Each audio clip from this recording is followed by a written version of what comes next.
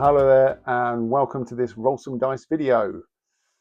So guys, in this video I'm going to continue to round out the bolt action campaign that I've been running on the channel over the last year on the Battle of the Bulge. So I've released two videos previously, one which is focused on the vehicles that I used in the campaign, and the last one was on the American infantry for the campaign. So this video is focusing on the German infantry. So for those of you who haven't followed the channel, I basically have been running the campaign over the last year using the campaign supplement on the Battle of the Bulge from Warlord Games. So I've basically been playing through the scenarios and I built up my forces to play those scenarios. So, and I had a lot of requests and asks about, you know, what forces did you use, what units did you use? So these videos are just really kind of rounding out the campaign because I've kind of finished filming them now. There's no more battle reports imminent. Yeah, so this is very much focusing on what I use basically, and tonight is the Germans. So I'm going to go over to the table, go through the units, and then I'll come back at the end for a quick wrap up. Okay guys, so here is my entire German infantry winter collection. As you can see, there's a fair few models there, so let's try and unpack this bit by bit. So for the campaign, I started with this, I guess the regular infantry, and I have to say, guys, although I'm not a big fan of maybe the Germans in the war in terms of their conduct, I have to say, from a model collection perspective, they've got some of the best models out there from Warlord anyway. And this is one of my favourite kits. This was the German winter infantry kits, as you'll kind of hear, grenadiers, whatever, your standard troops. Now, compared to the Americans, now I did say in my last video that I did that the American infantry that I collected was the metal models. So it was some of the older sculpts. This kit's fantastic. There was so much variety in terms of options, in terms of weapons, heads, bodies, arms, different sort of ways you can pose them. If you look at this across the line here, I don't think there's one model that is the same. Whereas for the Americans, I had 4 squads, and there was 10 models in each squad that were exactly the same. So basically 4 of each type across the 40 models. But these ones are all different poses, and more loadout options as well. So option to put in the assault rifles, as well as the MG42, as well as the rifles. So really enjoyed putting these together as a kit. Lots of different options, lots of variety, and again you can mix and match a little bit on all the plastic models because you've got spares, loads of spare weapons and arms and all sorts of binoculars, whatever. So that was the core sort of platoon. 3 squads of 10 men that I was using for the regular troops. In terms of command, the difference, I had lots of, it was interesting, for the Americans I had a lot of commanders and HQ options. I didn't really have as many for the Germans, so I ended up having to kind of use different models, which I'll explain in a minute. But the main ones I had down here was a couple of guys here, so kind of platoon commander, company commander, and the medic there. So they were the 3 kind of command. If you've seen the American video, this was a big long line of HQs.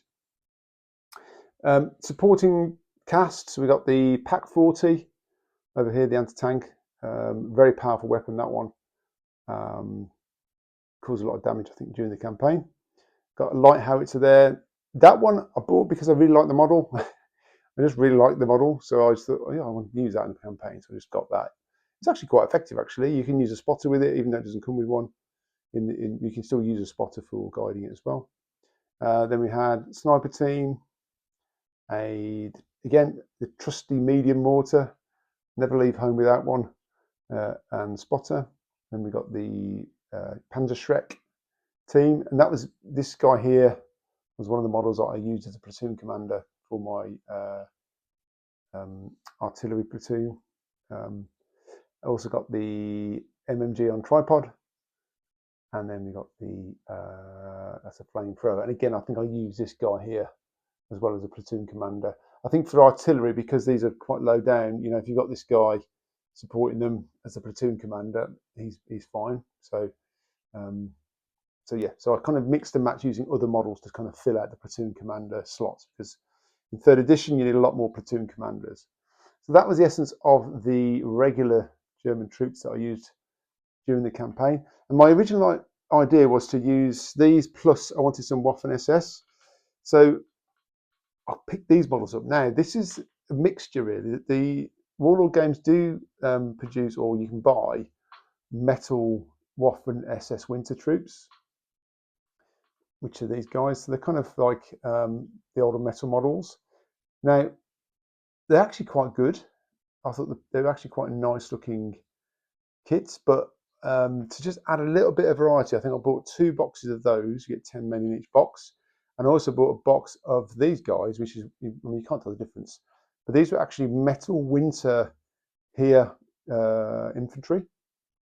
But as you can see, they're very similar in look, I think, to the Waffen SS models. That was one of the Waffen SS ones. This was the here. So these are a few. So I wanted to just have a bit more variety in the models, in the squads. So I bought 2 boxes of the Waffen SS and 1 box of the metal winter guys, and basically just mix the squads up a little bit. And I also went for these kind of white winter jackets as well.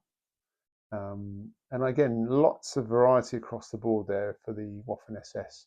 As you can see, there was no platoon commanders. So there was no winter versions.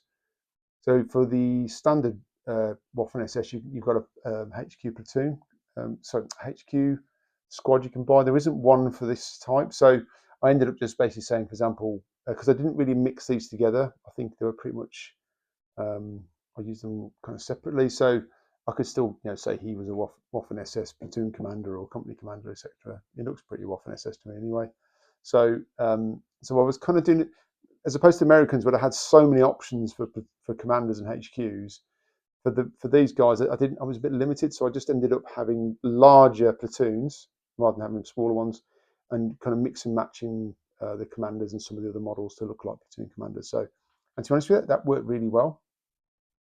And that was my initial plan, to have this as the force. But then I think I mentioned that while I was doing this, they 3rd edition dropped, and it was the Battle of the Bulge was supporting the 3rd edition release, and they had some beautiful new models come out.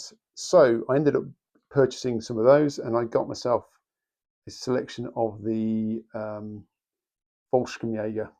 And I think these, again, are fantastic models, beautiful. Again, very similar to these guys over here. Lots of different options within the kit for arms, weapons, heads, poses. Again, I don't think there's one model in here that's got the same paint scheme or the same loadout in terms of arms, etc. And also colour scheme wise, interesting. When I looked at the models, there's this blue. I didn't realise they had kind of this light blue options for uniforms, but I did a bit of research, and apparently so. So I think it represents the kind of, I guess, the Luftwaffe, and they're all part of that same cohort, aren't they? So I ended up kind of doing a bit of white plus this kind of like creamy tops and some of the blue, and mixed it all together. And I think that worked out really well. And again, we've got some with assault rifles, LMGs, MG42s, etc., all across the squads. There was a command models for those. So this guy here, we've got like a forward observer / spotter there. Again, I use that model there as one of the platoon commanders. This guy here, I don't know what he's looking at. That was my least favourite model. I'm not sure what he's pointing at, but I didn't quite understand what that model was doing. Still, fine. And then this was, I think, a spare model that I had over for, again, so I could use some of these as platoon commanders, for spotters, etc. And then in support, I bought the support heavy weapons platoon as well. So you got the trusty medium mortar and spotter. We got a couple of tripoded MMGs, which is good. And then there was a Panzerschreck and also a flamethrower. So again, lots of variety. So I think, again, I tried to field these as kind of, in some of the battle reports, some of these are all going to be veterans. And again, I had enough variety here to be able to mix that with the armour. Because again, these are quite high points, being veterans. So when you're running these big platoons, they do have quite a big point sink for campaign. But overall, I'm really pleased, because I think I've got so much variety here, from regular troops to, I mean, these could be regulars or run them as inexperienced troops. You've got your Waffen SS contingent. So again, you can do a bit of mix and match in between, having maybe just one squad support these. You've got the Volkskamjägers. They could be either fielded as support or as an entirety for a game. So again, so many options. It was really nice to have all that for the campaign. Like I say, I probably didn't need all of this. Probably could have got away with doing less, but realistically, once you see a nice shiny new model, you want to have it, don't you? Really? I mean, again, you could proxy these as Waffen SS. I mean, it doesn't really matter if you're running the games. I just like to have that, I guess, more reality and kind of the options on the table to be able to use. So there you go, guys. That's my German winter collection that I use for the Battle of the Bulge campaign. Obviously, I can now run these in any other sort of scenario I want to run that's kind of winter based as well. So, and that's the thing to think about these collections. These are obviously I've based them all with snow, so I can't really run these as as desert for deserts or for for Normandy or something. I mean, you could do. It doesn't. I guess it doesn't really matter. But I like to have a bit of realism in terms of blending in with the scenery. But yeah, sure got some more fun games ahead of me using these models. So great. Okay, let's just head back for a quick wrap up.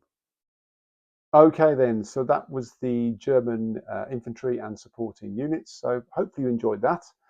So there's one more video to go in this little series. That's going to be on the terrain. I had quite a lot of comments about what battle map do you use, Chris, and what terrain have you put together. So I'll just do one on that, and that kind of, I guess, then rounds out this whole series. So nothing much more for me to say other than if you've got any comments, then I always try and respond where I can. And if you do like the video, then please try and press the like button. It always helps the channel out. And the main thing is, guys, keep yourself safe, and I'll catch you all very soon.